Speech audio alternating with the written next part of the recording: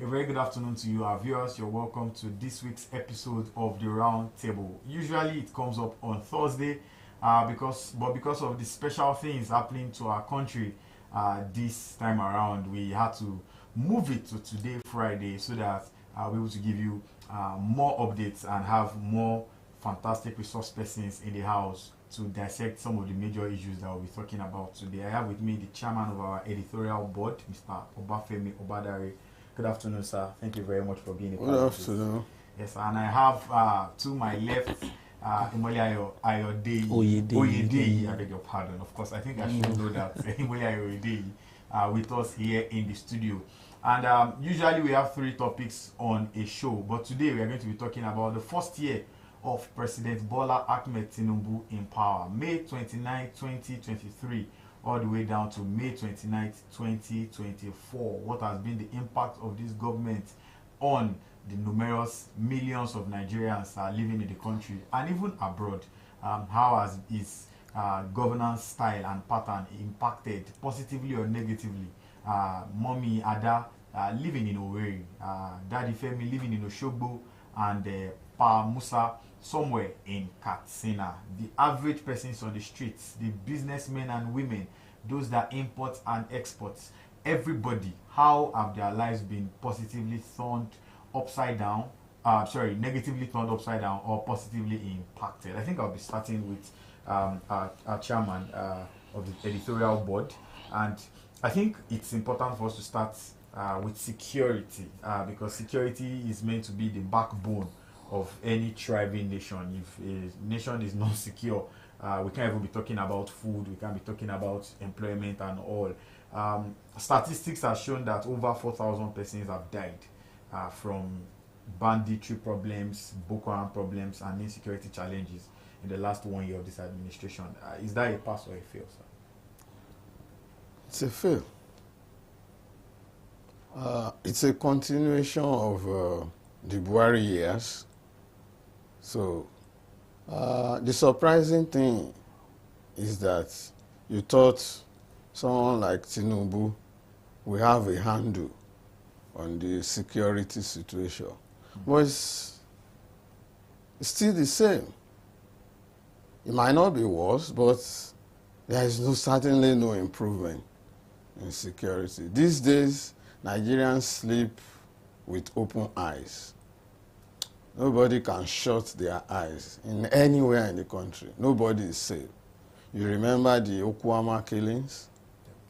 You remember the IPOB outrage yesterday? May 30th. Soldiers were killed. There is no country in the world where even the security agencies are vulnerable as they are in Nigeria. There was a week in Delta State and Imo State, about 7 police officers were killed. So what's the fate of you and I? What's the fate of the ordinary Nigerian? Insecurity is just at its peak in Nigeria. So the past 1 year has been totally horrible in terms of security. It's just a shame. Now that's what we are having. Okay, while 4,000 persons have been killed, 7,000 persons have been kidnapped, meaning that 7,000 families have been thrown into either mourning or a state of panic and confusion. Because for those who their family members have died, they are definitely thrown into mourning. But for those who have been kidnapped, confusion, panic, and a whole lot. Breaking it down now, about 1,475 persons have been killed due to insecurity challenge in the last 1 year in the northwestern part of the country, while from that part of the country, 4,343 persons have been abducted or kidnapped. In the northeast, it's a little bit of decrease, but I don't think death that can be quantified, because 819 families have been crying or have cried in the last 1 year. 819 persons have died. 688 persons have been abducted. In the southwest, 172 persons have been killed, while 225 persons have been kidnapped. Very notorious for kidnapping problems is this our Lagos Ibadan Expressway, where even the chairman of, I think, the Lagos PDP was even kidnapped at some point. In the southeast, 310 deaths have been recorded, 214 abductions in the south, 336 deaths, 295 abductions in the north central. Very high figures in the north central. Of course, Benue, Plateau, and that region, Nasarawa, 1,444 deaths and 1,321 abductions. The numbers in just 1 year is looking this annoying, and you begin to ask yourself what changes when the likes of the chief of army staff was brought on board. So many persons were talking tough, and we thought perhaps a change in security leadership would lead to a change in the fortune of security issues in Nigeria, but the same is still the theory. Well, what I think is that the Tinubu administration has not really done well in security, because you look at, before the administration came into power, what were the problems that the Buhari administration had? It was exactly the same problem. The North Central was more or less the hotbed of killings. We had the Plateau, we had different killings here and there. So when Tinubu came on board, he changed the service chiefs.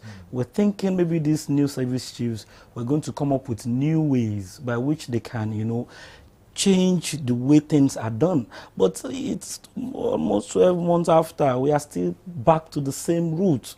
Same killing. So I think in the area of security, I don't think the administration has done well. I know some people may have said, well, the rate of kidnapping, especially in Southwest, is not as pronounced as it used to be during the Buhari administration. Well, but when you take that and you compare that with the rate of killings in the North Central, you will see that while kidnapping has reduced in this Southwest region, kidnapping has increased in the northern region. So to me, it has not been a pass mark for the administration. What is the solution? It looks like the government has done what they think was the best thing to do, but nothing has come out of it. So what looks like the ideal situation out of this challenge that has been bedeviling the country for so long? Let me start with a comic anecdote. The House of Reps said they are considering hiring mercenaries to solve the problem of insecurity. That's how bad it can get in Nigeria when you are looking for solutions. The first thing is that they have politicized security. Instead of looking at the fundamental flaws that instigated insecurity, they are talking about, the political class is not sincere to solve this problem. There are many things that can be done. One of them is the constitutional enablement. There has to be state police. Now, there are 25 federal countries in the world. Nigeria is the only federal country that practices a single police system.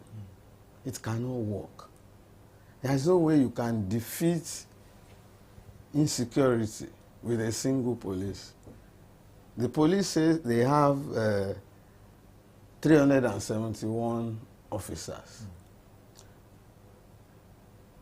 Research tells us that 2/3 of this corps are attached to VIPs. Many communities are in Nigeria today without police presence.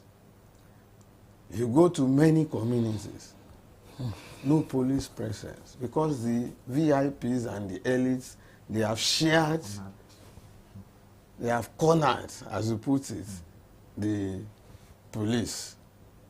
And the police are the first line of defense. That's why your Operation Sweep, Operation Open Heaven, that's why it's not working.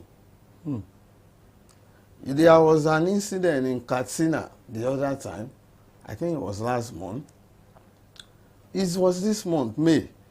The attackers operated for 10 hours in broad daylight without security presence. That is the failure of security. It's a failure that you can operate unchallenged for hours. The same thing was replicated in Zamfara a few days later. So you need boots on the ground. And how can you have boots when they have shared the police officer? You have, since 1999, you have had joint security task force, the military and the police, but it has not worked.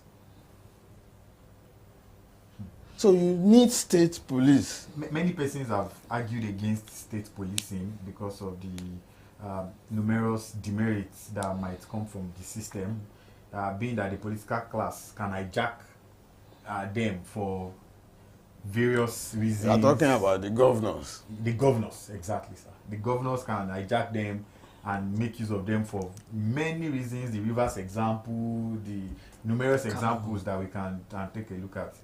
Is this a possibility, or are people just overemphasizing this? Well, there is a genuine concern that state police might be hijacked. You know, the Nigerian political class is degenerate.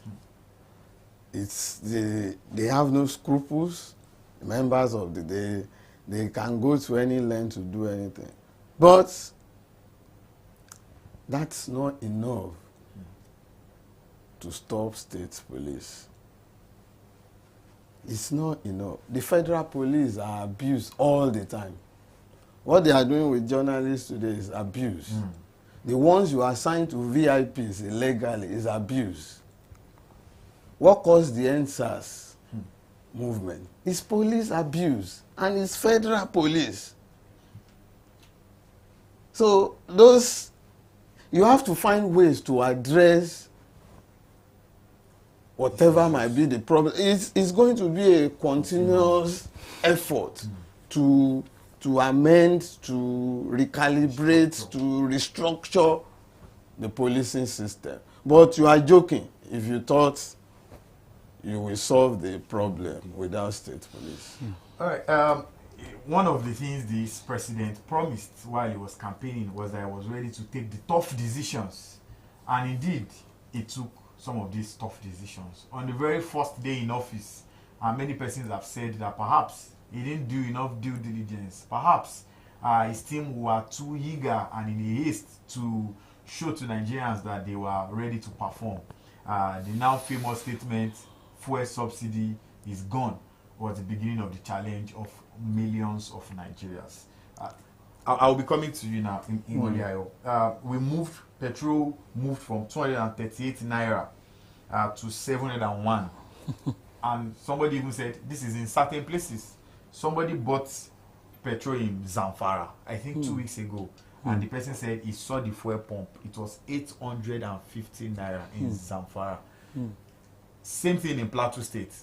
Some guy said they are buying PMS a liter in Plateau for as high as 780, 790 in some of these places because of the distance it takes to take petrol down to those places. We've moved over 194%, and in certain cases over 200%. Is this a blessing or a curse? Fuel subsidy removal? Well, you see, the fuel subsidy was supposed to be something that the common man would enjoy. You know, when Tinubu came, he said, why will a few people be sitting on these trillions every year? Let us remove it. And that was why, and every other presidential candidate said they were going to do that.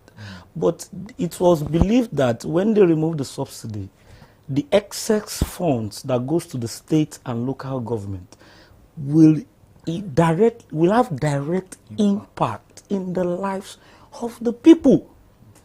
But the subsidy was removed, yet the excess funds that trickled down to the state and local government has not directly impacted the lives of the people.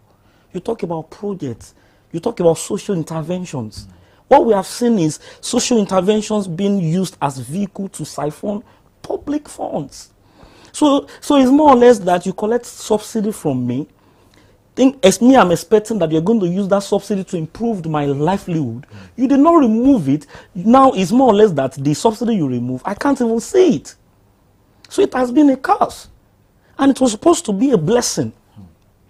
Assuming the excess money, the government was spending over 6 trillion before the subsidy was removed. So the question we need to be asking ourselves is, where is that 6 trillion naira?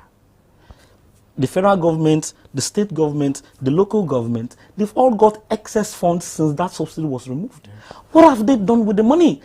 Some states, as at today, about 5 states, we are still yet to complete payment of that 30,000 minimum wages.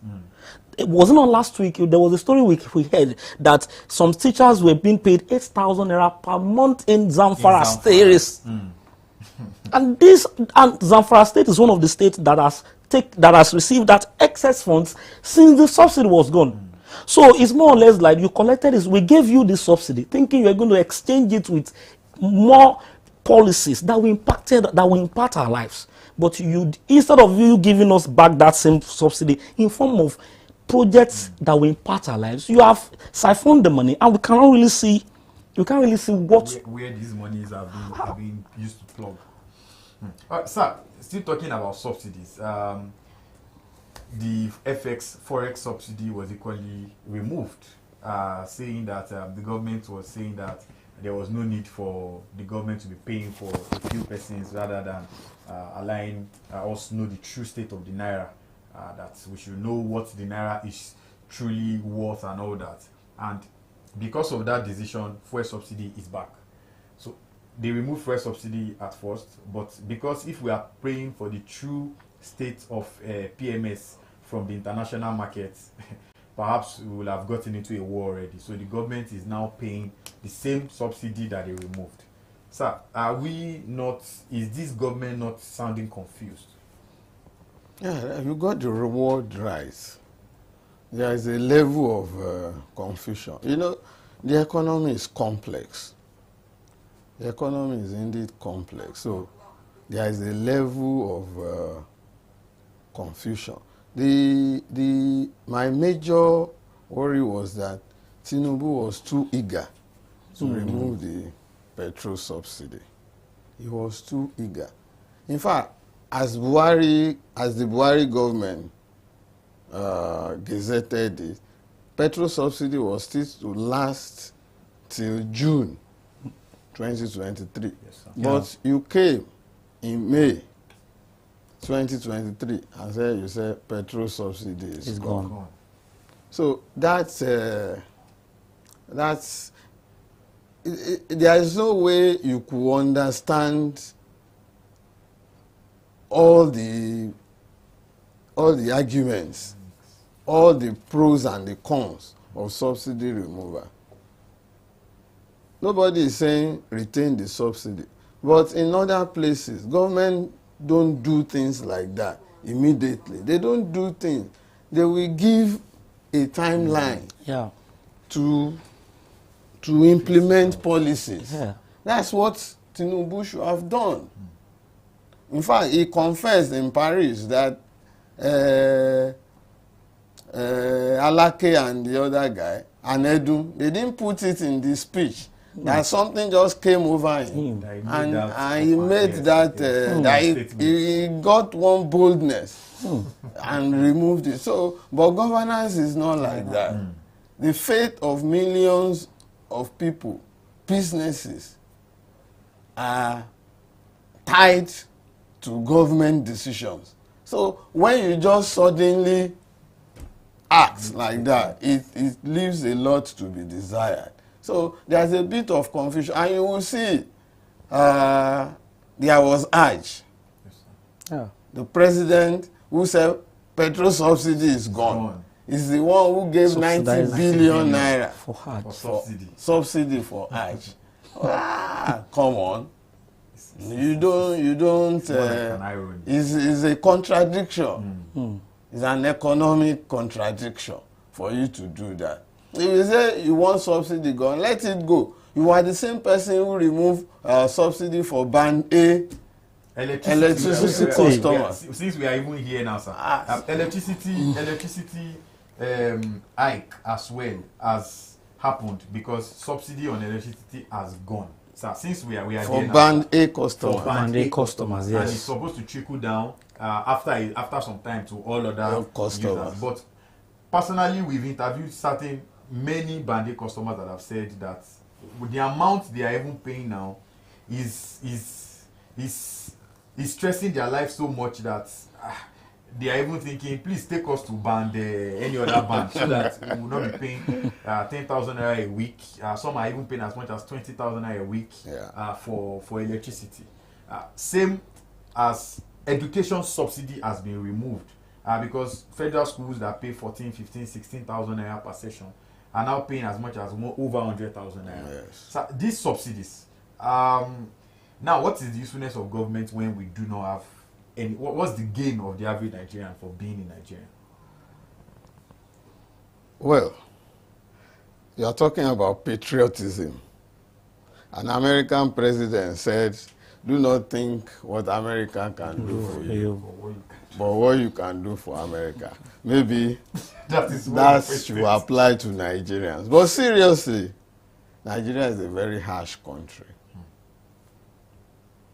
The benefits over time, they are being withdrawn deliberately and non-deliberately, so that you don't have access to basic things that you can use to say, I'm proud to be a Nigerian. You know, the infrastructure is woeful. Nigeria has a deficit of infrastructure deficit. According to the World Bank, AFDB, Nigeria will need to spend $100 billion annually over 30 years to bridge its infrastructure deficit. So when you don't have the infrastructure in place, that's what makes life meaningful for citizens. But you don't have it. Look at this road, Lagos-Ibadan Expressway. This road started under Obasanjo in 2004. That means 20 years, and it's still not completed. 20 years, 127.5 kilometers. That's failure of governance. Government has failed. You cannot do 120. In India, they do rural roads 70 kilometers, 72 kilometers daily of rural roads in India. So, what do you benefit as a Nigerian? You pay for education, you pay for electricity that is not there, you pay for your health services, you pay for everything. And meanwhile, Nigeria has one of the poorest wages in the world. 30,000 naira, if you do the arithmetic, I think it's about $20 or so a month. The minimum wage in New York and California is $17 per hour. Not per month. Per hour. So, what are you benefiting as a Nigerian? All right, so we'll talk about inflation. All these indices have proven something. There will definitely be an increase in inflation. Yeah. We moved from 22.41% when Buhari was living to 33.69% now, which is the highest Nigeria has had in 28 years. That is not enough. We've moved from 24.82% food inflation to the highest we have had, and in fact, this only happens in countries where there is war. 40.54%, according to the MBS. And many persons are even saying that the scale through which they used to measure this was not you know, as accurate enough as, but we'll take it.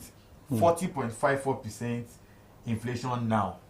Only countries that are in a war have such figures. Well, you see, first of all, I want to say that the Tinubu's administration has not been systematic in planning for the after effect of any policy. It has been a rush, a kind of rush hour. It's like we are competing. It's like if I don't do these policies in this first year, by the time I get to the second year, Nigeria will score me low. It's like Nigerians will score him high for the number of policies implemented within a year. So each of the policies, there's never been any adequate planning, deliberations, consultations across the board before every of the policies we have implemented. It has just been a kind of the president come and just make an homeward announcement, this one is gone, this one is gone. And before you know it, these things will have ripple effect on prices of goods outside. Okay, imagine in May when the president said subsidy was gone. That first week, Nigeria had a very, very high scarcity. It was like the world wanted to turn upside down, because most of the filling stations that had the commodity, they packed up, and they wanted to, you know, they not started closing shop for each other, so that when you close today, you open tomorrow. I sell at high price today, you sell at high price tomorrow. So it simply means that the president ought to have, you had a number of years for this program, for this contract. You know that Nigerians, you are vying for a post, you should have been well prepared for the position. And not just come into power and start taking one policy and start rushing things because you want to believe, because because you feel that in the next 1 year I'll have to write a number of policies I've implemented. But I think it has to be, how much lives has your government impacted? What is the depth of the impact? Not the number of policies.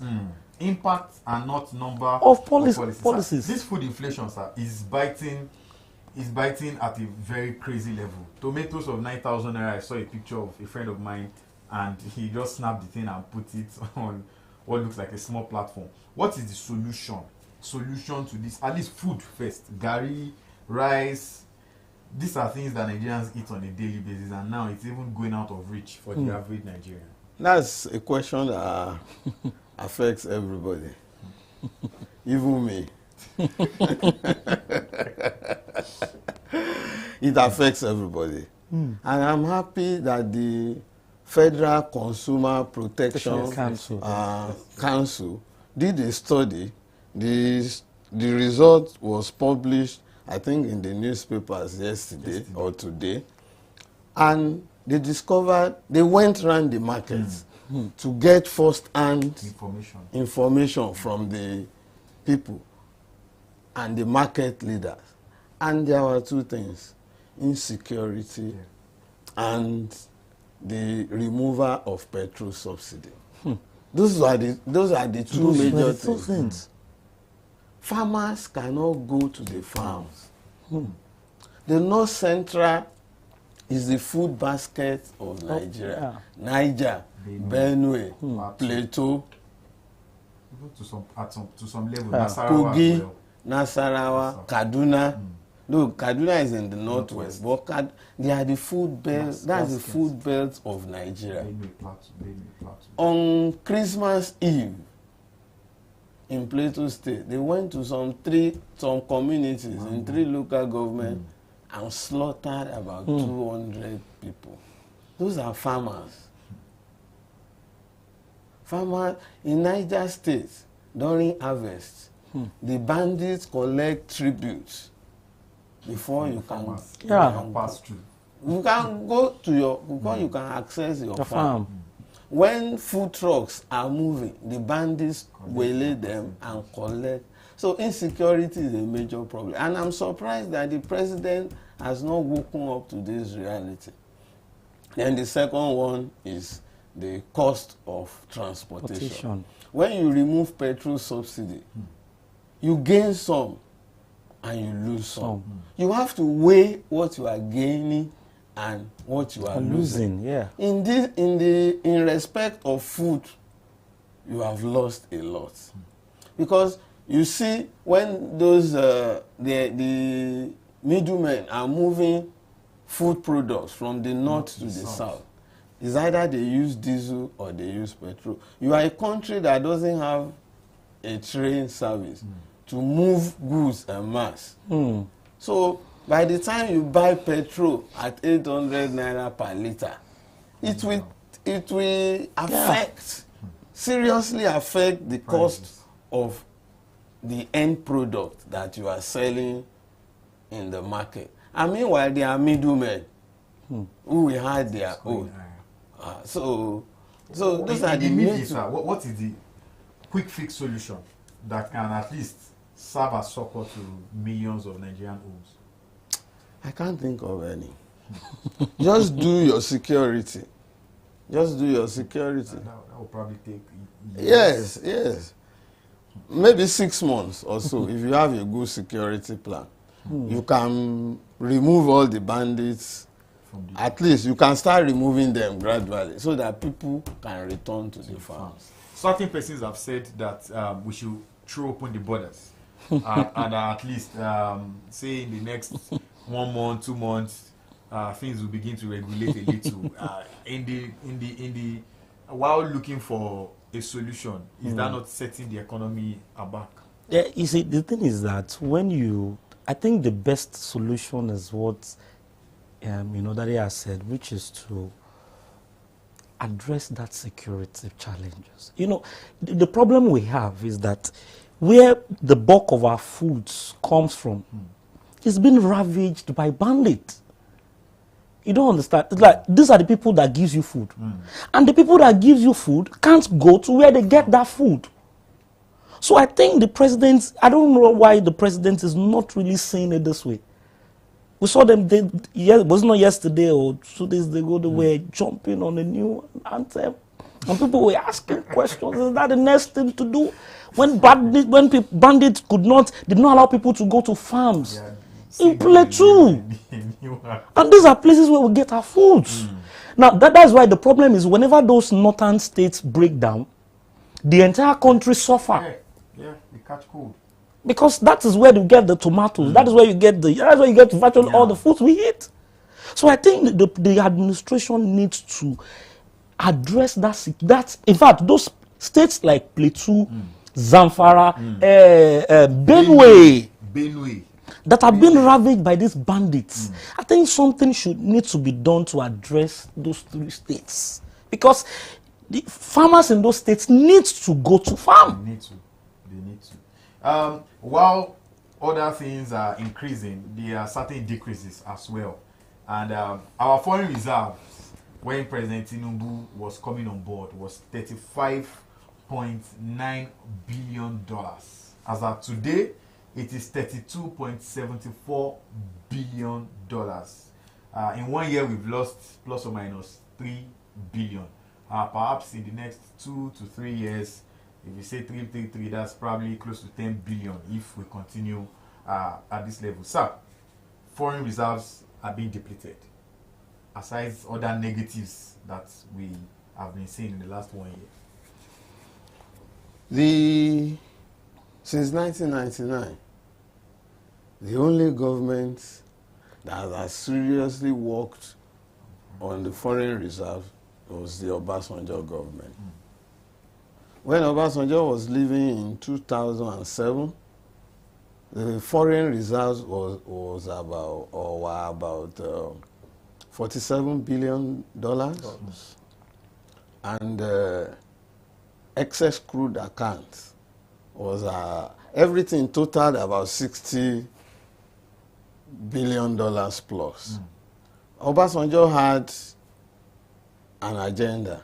You remember that he negotiated Nigeria out of a debt, and he had a deliberate plan to build up the foreign reserves. But since then, Yar'Adua, Jonathan, Buhari, and now President Tinubu, they don't have a handle on how to build up the foreign reserves. And you can argue for Tinubu that because of the flotation of the naira, that the foreign reserves will drop. Yeah. Because by the time you recalculate, it has affected the GDP, Nigeria's GDP. Yeah. Nigeria used to be number 1 in Africa, but it's now number 4. Yeah. So there is no way. So those are part of the problem. Also, public debt has increased from 87.38 trillion to 97.34 trillion. The negatives are really outweigh. In fact, we can barely see any positives, really. Well, the thing is that, you see, it's more or less like when you are not in power, you were complaining. These were some of the things that Buhari was noted for: excess, excess debt. People were saying, but this is why they just borrow money here and there recklessly without no purpose. But we are still in the same shoe under Tinubu's government. Though I want to believe that there is no how a government in Nigeria in this situation will do without borrowing. But what people have said is that you should not borrow for consumption. You should borrow for production. But the problem with our country is we borrow to consume. We borrow to pay salaries. That's what we do. We don't borrow and pump the money into productions. We don't borrow and say, okay, let's pump this money into critical capital projects. A quantum of the funds being borrowed, at the end of the day, you find out that it is for salaries, it is for programs that will not really bring back any returns. So I think I want to believe that it's high time the government, this current administration, slowed down and go back to the drawing board to assess where are we getting it wrong. Because the truth is that the administration is not getting it right. We may have some sycophants, that might be deceiving, the president and all those in the corridor of power that things are going, but the truth is things are not going. You need to go to an average Nigerian on the street and ask them, what's your perception about yesterday? I was reading something, or was it not on? There was a website that a particular organization carried out a poll, and more than 65% of Nigerians, rated the administration very poorly. Interest rate has equally increased from 18% to 26.25%. So when these guys collect these loans, say an industry or an organization collects these loans, say I'm making cakes or something, most likely, where will I get the funds back? I have to put it on the average consumer. So you guys that are buying my product are the ones that will be helping me to pay my loans, because I'll put this deficit on the Nigerian person and the average buyer. However, there's some good news. Oil production, we've moved from 1.18 million barrels to 1.28 million barrels per day, from 1.18 to 1.28. And I think that was why the president was particular about the Rivers political crisis, so that it won't degenerate into something that these factions will be using boys against boys. And before we say Jack Robinson, they begin to affect oil production in the south. This is a plus, sir. We've been talking about so many negatives, but this is one plus: the increase of barrels per liter produced by Nigeria daily. Yes, it's a plus. We must give credits. In fact, it rose to, on May 6 or so, it rose to 1.7 million barrels per day, which is, Nigeria needs all the funds. Oil funds. Our foreign exchange earnings is 95% from crude oil sales. Then it funds 80% of the federal budget. That's oil. So you need all the oil. But what's the problem? The problem is oil theft and vandalism. Industrial scale oil theft occurs in Nigeria. Nigeria loses thousands of barrels per day. Mexico or Malaysia, which is in second place, they are not losing more than 10,000 barrels per day. So how do you solve the problem when you come in as a president? You have to first overhaul the entire security system. If I were the president, I will not look at anybody's face. I will just give you 6 months. If the thing continues, I remove you and put other people. Until I get the right set of security chiefs who can do it. Because that's the lifeline, that's the lifeblood of the Nigerian economy for now. But we are not focusing on it. And there are insinuations that the thing is tied to the high and mighty. So you have to dismantle that system. Dismantle it. When Wike was governor, he accused the military and the police, the security agencies, of being involved. So what has happened? Nothing has happened. So you need to go after the security agents that you have assigned for the assignment. Niger Delta. GDP growth rate has been progressive as well, from 2.51% to 2.98%, even though it's quite meagre, but we'll take it as some of the few positives. The GDP increase, we're on the right path. Well, I think that's commendable, and I think I want to commend the economic management team of the government. But I was speaking with an economist yesterday, and the man was saying that the management team of the economy, they've not done to the expectation that he had expected them to meet. Because, I guess maybe he had expected them to get to meet certain, quota in terms of achievement. And I think going into the second year, we need to see more from the economic management team, because the truth is that if Nigeria is the first economy, used to be the first economy in Africa, and is now the fourth, behind Ghana. So what do you think? I don't know how that sounds to a sitting president in Nigeria when Ghana is being rated higher than Nigeria on the economic index. So I think, well, why the GDP thing may be a positive thing, I think there's still more for them to do.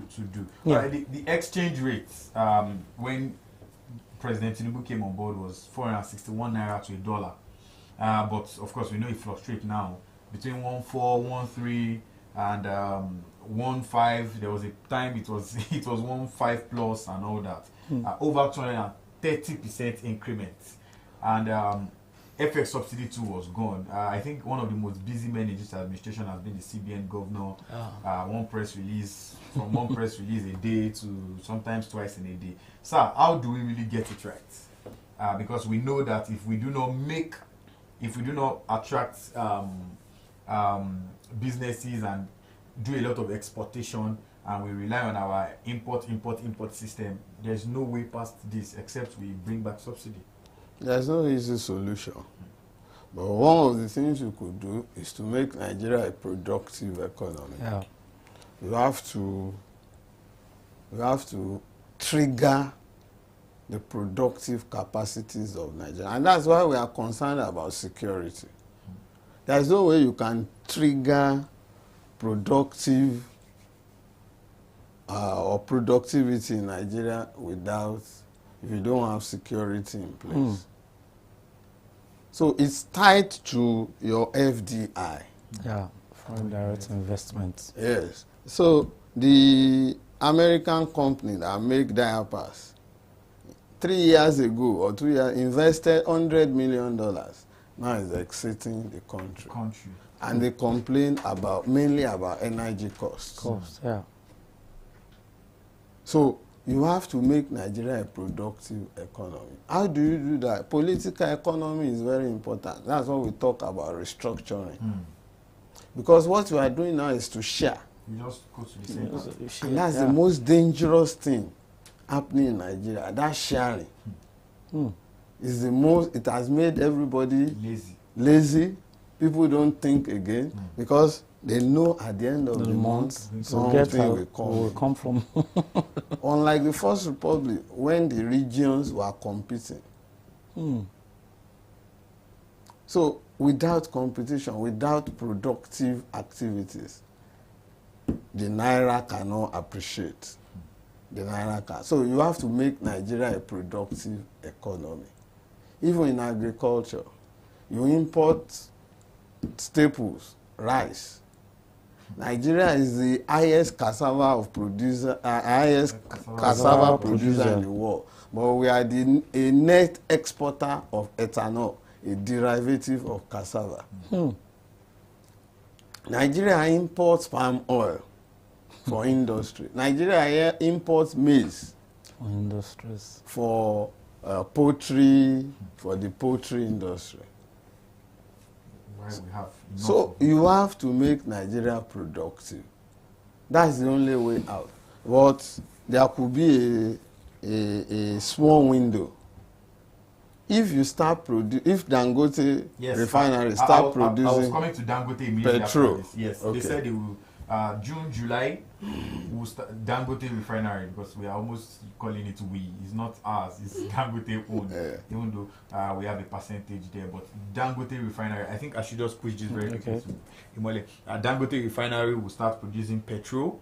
So what we can do as a country, if we are being totally honest, is to just send forth your crew to Dangote to help us, rather than what we do, the business of taking crude abroad, and then you then bring it back as petrol, buying it with FX, when we can just sell intra-country, rather than taking outside and then losing money. Dangote had issues even getting diesel, getting crude for diesel, and they have to come out to say they are not giving us diesel, Nigeria to Nigeria. So if something of such continues on the ground, what's the usefulness of having a $20 billion refinery here that foreign media have come out to say this may be the change that Africa needs? Because if we are if we have something so big, and then African countries start to rely on Dangote and even go outside, they've even estimated that some of these foreign refineries may have to close down because their biggest customers are African countries. So how do we just create a nexus, a working relationship between Nigeria as a country and Dangote refinery as a brand? Well, I think the first problem that we are going to be having, which I really fear and I see happening, is how do we get sufficient crude for Dangote refinery? There has been a claim in the polity, I don't know how true, that there has been an onward sale of Nigerian crude up to 2035. We are paying a certain loan from Afrimax Bank now with crude. So now, and there was a report recently that Dangote refinery was to get 2 million crude, was it not from a US frame, spread over 12 months. That is about 24 million crude. Now let's ask ourselves, if Dangote cannot get crude from Nigeria and he has to use FX to get that same crude from a foreign country. Now, when he brings that crude to the country, refines that product. Now, do you think he's going to sell the product to us at a cheaper rate? He calculate at his own gain as well. At his own gain. And mind you, he's a businessman in the business to make profit. So I don't really think Dangote will really make any difference to me. Because we need to address two things. Getting adequate crude available for Dangote, that is one. Then two, if the crude is available, now what is even what is the possibility that is at the end of the day is going to sell that fuel to us at a cheaper rate? I think there's a deal with the Nigerian government to sell to him in Naira, so definitely he won't be paying FX to buy from the Nigerian government. So that is supposed to be like a plus. Sorry, let me just say something about the dynamics of the refinery. See, there is no way Nigeria will not benefit from a domestic refinery, the price will be a little bit higher, but the benefits will be there. Still be there. See, Singapore produces 25,000 barrels of crude per day, but it refines 1.3 million barrels every day. So it's business. But the disadvantage is that Dangote is importing crude. If all the crude were to be from Nigeria, local, then the benefit will be enormous. Yes. But it's reduced. But there will be benefit with importation, but the benefit will not be as massive as when you get local supply of crude. Sir, a lot of dynamics. Before Dangote came out publicly, officials of Dangote came out publicly to say, this refinery is here, they are not supplying us crude so that we can, when they started diesel before, I think 2 or 3 months after, before they started giving them, and then now they have already booked crude now with an American company. Wow, I think it should have been a no-brainer that we have Dangote here, let's just pump to them, take out the debt we are paying in crude to foreign companies, and then just ensure that things work. But it looks like it's a little complicated. Yes, mainly because of what you have said. The forwards have been hooked to pay our debts. So is the remaining that we use to service the domestic refinery. You can imagine when and if the 4 refineries, public-owned refineries, which have a nameplate of 445,000 barrels per day. If they are resuscitated, there will be another problem. You won't have enough crude. The modular refinery, there are 2 or 3 in Edo State. There is one in Walter Smith in Imo State. They don't have enough crude to work with. So that's where security comes in again. You have to reduce oil theft. The oil majors are leaving. They are investing from the country. So those are things that you should work on. The environment, the ease of doing business in Nigeria is very tough. And that's why companies leave. Nigeria, according to Mele Kyari, Nigeria has the highest cost of producing a barrel of crude, which it puts about $22. In some countries, $4 will produce a barrel of crude oil. So you have to deliberately remove those disadvantages so that you can benefit from your resources. Countries that have left Nigeria in the last 1 year of President Bola Ahmed Tinubu's tenure: GSK has left Nigeria, P&G left Nigeria, Equinox left Nigeria, Sanofi left Nigeria, and of course the ones we are currently battling in court, Binance. These are some of the foreign countries that have left Nigeria. Some Nigerian companies, of course not big like some of these guys, have closed down. Companies that have not closed down are cutting costs. Some are laying off workers. Some are changing their schedule.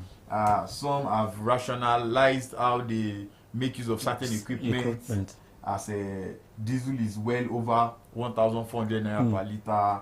Even homes are rationalized how they use their generators from 4 hours per day in the night to just 30 minutes to charge phones and all that.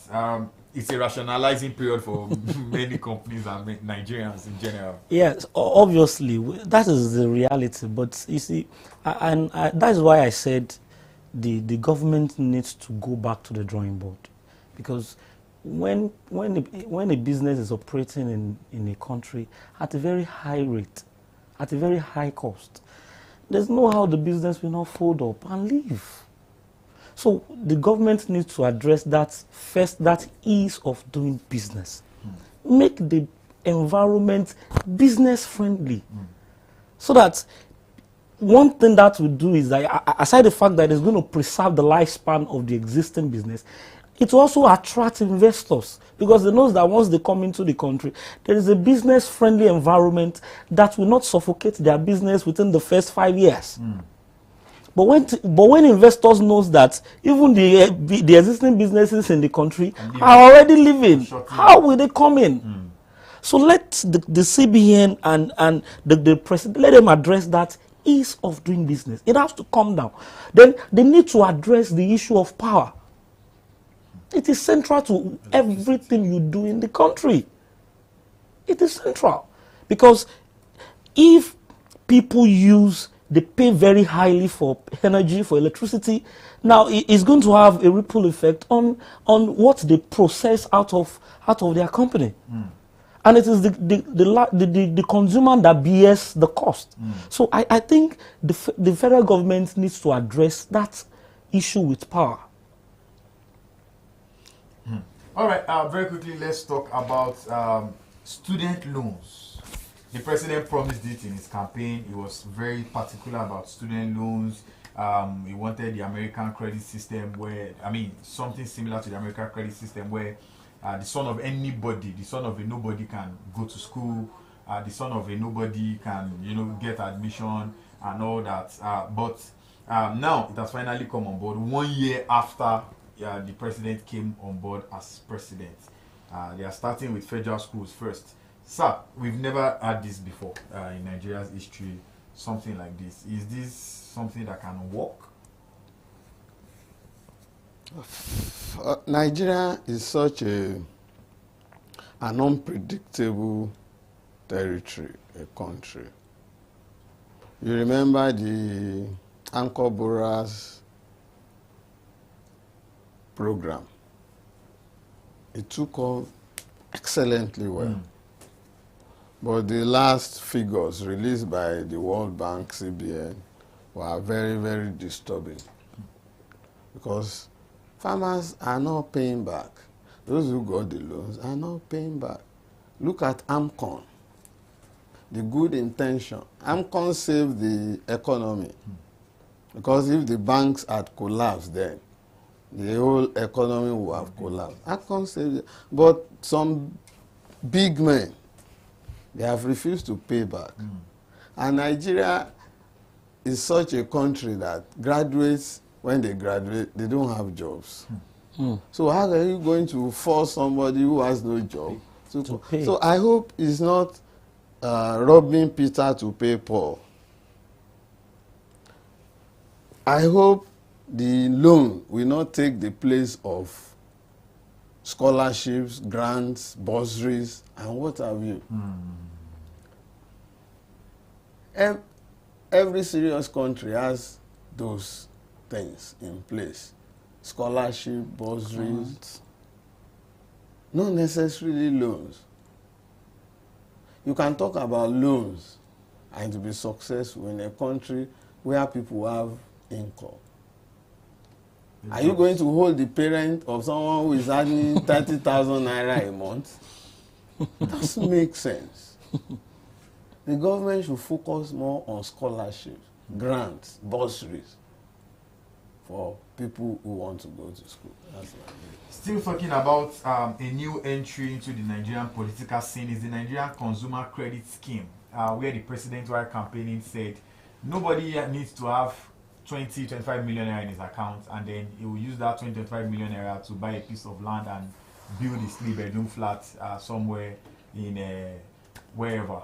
But that you can have your 3-point-something million, and then you get loan from the system, just the way it's done abroad in the developed regions of the earth, in the US, in the United Kingdom, and so on, where you can just pay over 20 years, you buy a home, you buy your cars, and then you pay over 5-10 years. I don't think many Nigerians are probably not used to.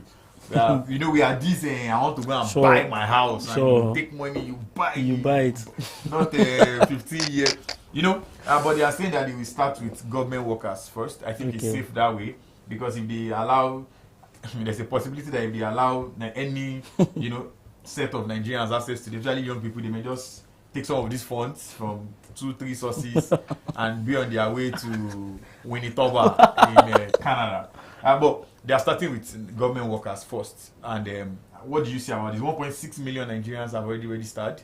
They will be starting with about 1 billion. They will do their verification and be sure that you are truly a level this, level that officer, and then give you the loans. Nigerian consumer credit system, a pass or a fail in waiting? Well, I will see it from two ways. I won't say is a pass, and I will not say it's a fail, because it is just starting, so you never can tell.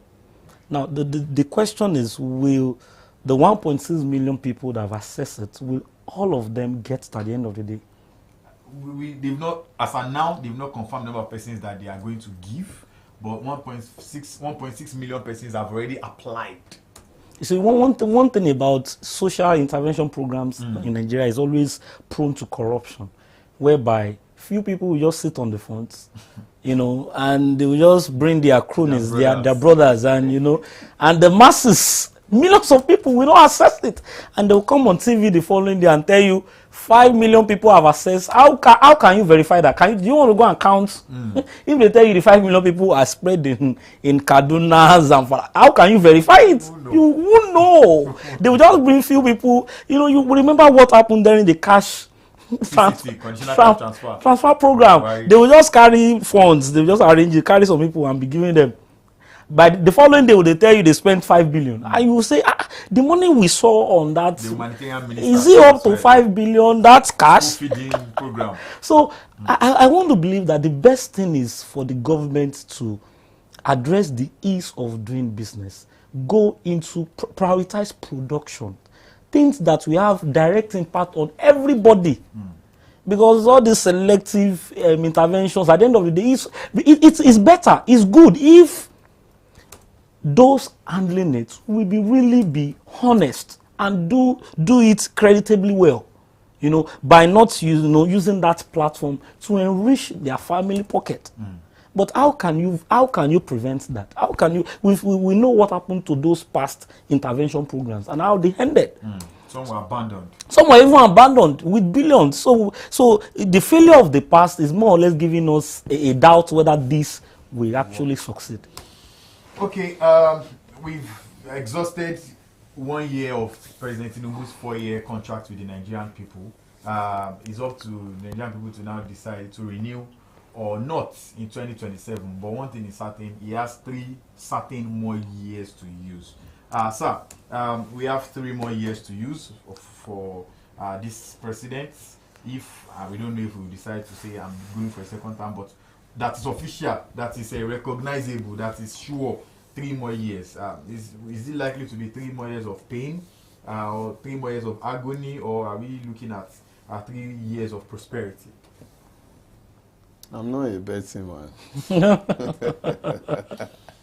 From the morning. Well, if I were to look, see, the elders have a saying in this part of the world that how the evening will be.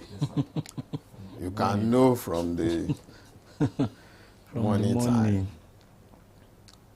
If President Tinubu continues to be stubborn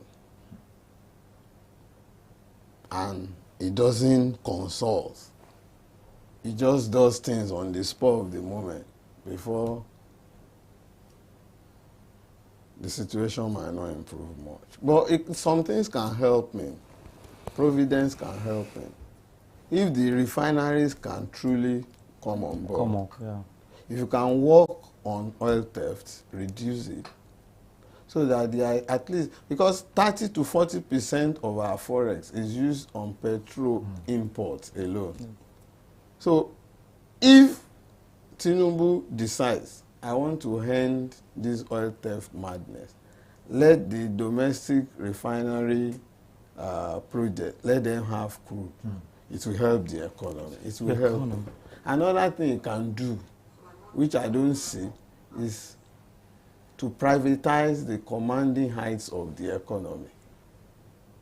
Privatize the refineries outright. Privatize Ajaokuta.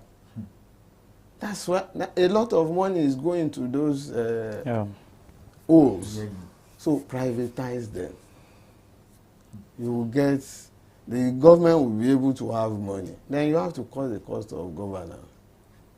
He's saying, he's adamant that he wants 48 ministers. For what? What are they doing?